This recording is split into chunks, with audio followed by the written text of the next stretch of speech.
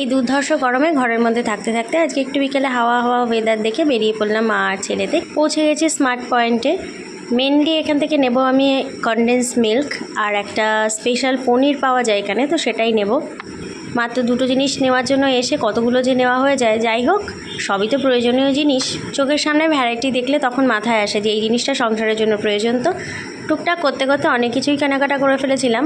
এই ব্যাগ হাতে ধরেই কতক্ষণে আমি টোটোয় উঠবো।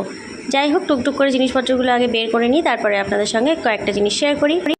এই সমস্ত জিনিসপত্র কিনতে গেলে একা গেলে সব থেকে ভালো, মাথা ঠান্ডা করে অনেক কিছু কেনা যায়। আর সঙ্গে যদি লেজুর থাকে এটা নাও ওটা নাও করতে করতে মাথা যায় বিগ ডে।